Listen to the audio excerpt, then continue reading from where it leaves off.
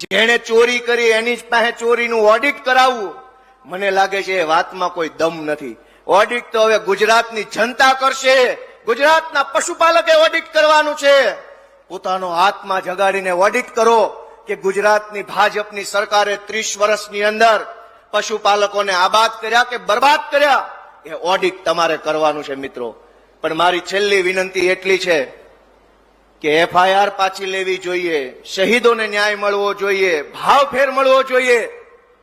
એ તો તત્કાલીન વાત છે. ઉભા ઉભા થાય કે 2 મહિને 4 મહિને થાય.